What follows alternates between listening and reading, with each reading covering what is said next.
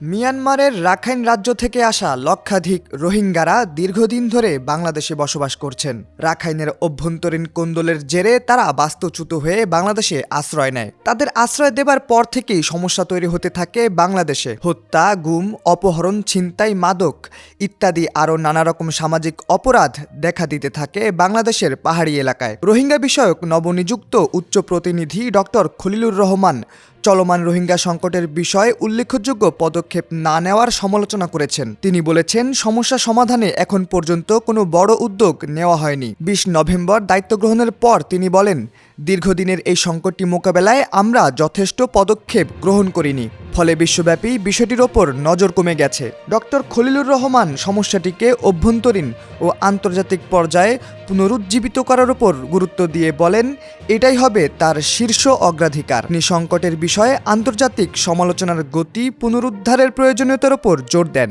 সাম্প্রতিক বছরগুলোয় বিষয়টি পাশ কাটিয়ে যাওয়া হয়েছে বলে দাবি করেন তিনি। এই বিষয়ে তিনি বলেন, তার তাৎক্ষণিক লক্ষ্য হল রোহিঙ্গা ইস্যুটি বাংলাদেশ ও আন্তর্জাতিক ফোরামে যাতে প্রাধান্য পায় তা নিশ্চিত করা। বাংলাদেশ ও মিয়ানমারের মধ্যস্থতায় চীনের ভূমিকা নিয়ে আলোচনাকালে ডক্টর রহমান মিয়ানমারের রাখাইন রাজ্যে উদ্ভূত হওয়া রাজনৈতিক দৃশ্যপটের কথা স্বীকার করে বলেন, সেখানে পরিস্থিতির উল্লেখযোগ্য পরিবর্তন হয়েছে। তিনি বলেন, মিয়ানমার সরকার ও আরাকান আর্মির মধ্যে ক্ষমতার ভারসাম্য বদলে যাওয়ার প্রেক্ষাপটে সেটাকে বাস্তবতা মেনে নিয়েই আমাদের সামনে এগুতে হবে। তিনি সতর্কতার প্রয়োজনীয়তার উপর জোর দিয়ে বলেন, কোনো তাড়াহুড়ো করে সিদ্ধান্ত নেওয়ার আগে ঢাকাকে পরিস্থিতিটি যত্ন সহকারে মূল্যায়ন করা উচিত। তিনি বলেন, আমাদের অবশ্যই একটি পদ্ধতি উদ্ভাবনের জন্য সংশ্লিষ্ট সকল অংশীজনকে সঙ্গে নিয়ে কাজ করতে হবে। ডক্টর রহমান বলেন, বাংলাদেশে ২০১৭ সালে মিয়ানমারের সামরিক নিপীড়নের পর কক্সবাজারে ১০ লাখেরও বেশি রোহিঙ্গাদের আশ্রয় দেওয়া হয়েছে। এখানকার মানবিক সংকট অত্যন্ত নাজুক হলেও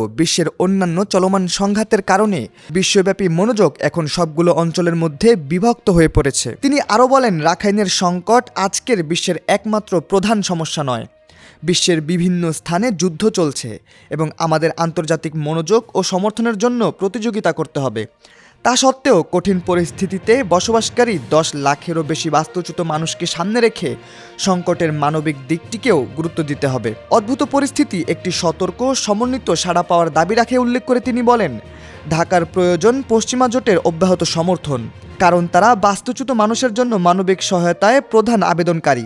রোহিঙ্গাদের মিয়ানমারের প্রত্যাবর্তনের বিষয়ে বাংলাদেশের অবস্থান অপরিবর্তিত রয়েছে উল্লেখ করে তিনি জোর দিয়ে বলেন, উদ্দেশ্যটি পরিষ্কার। রোহিঙ্গারা মূলত রাখাইনের বাসিন্দা, তারা মিয়ানমারের নাগরিক এবং তাদের অবশ্যই দেশে ফিরে যেতে হবে, এর কোনো বিকল্প নেই। ২০১৭ সালের আগস্টে রোহিঙ্গাদের নির্বাসন শুরু হওয়ার পর থেকে মিয়ানমারে তাদের নিরাপত্তার বিষয়ে শরণার্থীদের মধ্যে আস্থার অভাব ও নিরাপত্তা উদ্বেগের কারণে প্রত্যাবাসন প্রচেষ্টা ব্যর্থ হয়েছে। তাদের ফিরিয়ে নিতে মিয়ানমারের চুক্তি সত্ত্বেও প্রত্যাবাসনের আগের চেষ্টা দুবার ব্যর্থ হয়েছে। বাংলাদেশ ও মিয়ানমারের মধ্যে দ্বিপক্ষীয় আলোচনার মধ্যস্থতায় চীন গুরুত্বপূর্ণ ভূমিকা পালন করছে। পাশাপাশি দেশটি জাতিসংঘের প্রস্তাব ও মিয়ানমারের পদক্ষেপের সমালোচনামূলক বক্তব্যের বিরোধিতা করছে। অন্যদিকে পশ্চিমা দেশগুলো বাংলাদেশে রোহিঙ্গাদের মানবিক সহায়তা প্রদানে সহায়ক ভূমিকা পালন করছে। এই পরিস্থিতিতে বাংলাদেশ তার পশ্চিমা অংশীদারদের বিরূপও করতে পারছে না, যা বাংলাদেশের অবস্থানকে জটিল করে তুলছে।